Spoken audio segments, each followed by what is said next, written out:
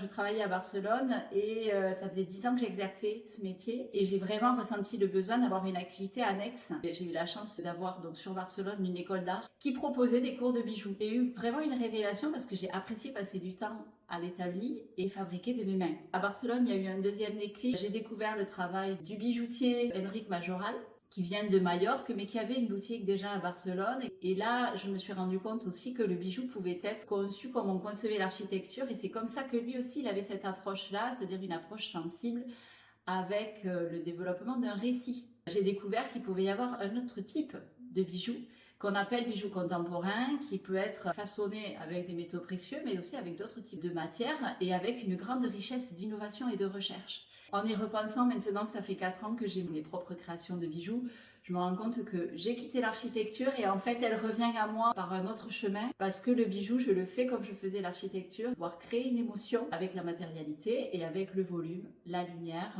et les proportions.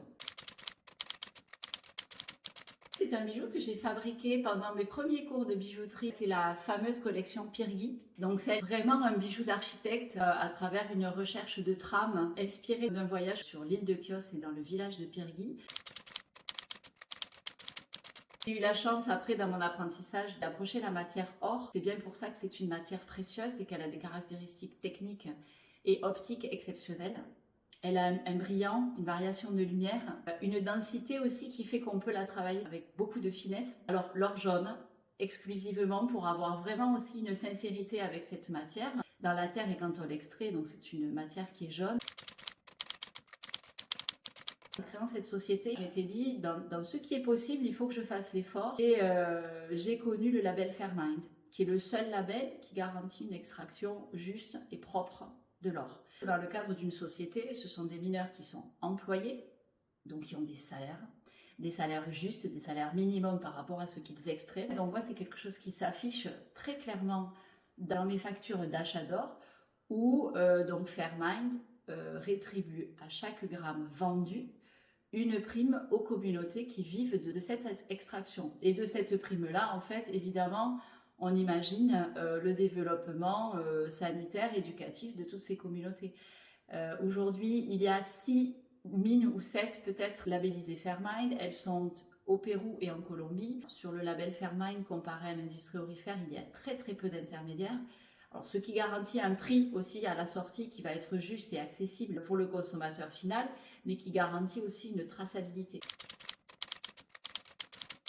Ces jours-ci, je me replonge dans le dessin. Et au-delà, la réflexion. Là, je suis en pleine création de nouvelles collections. Donc, c'est encore les prémices, mais c'est vraiment le plus excitant.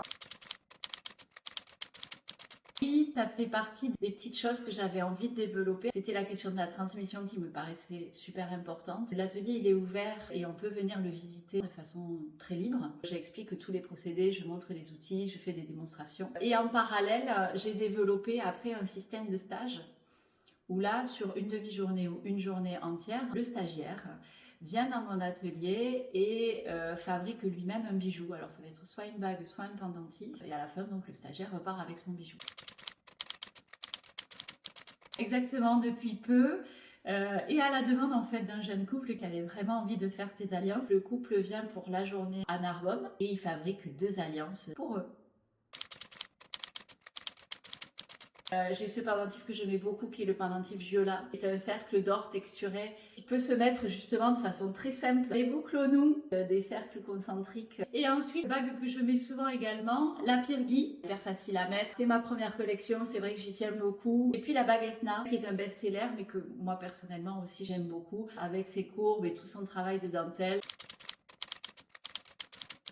Oui, la Méditerranée, elle est très riche en culture. Oui, c'est une vraie source d'inspiration. Sûrement par la lumière qu'elle offre. C'est un territoire que j'ai arpenté vis-à-vis de l'architecture. Il y a énormément de contrastes dans sa lumière, mais aussi dans sa brutalité, parce que c'est aussi un territoire qui souffre. Il en ressort beaucoup de force et beaucoup de beauté.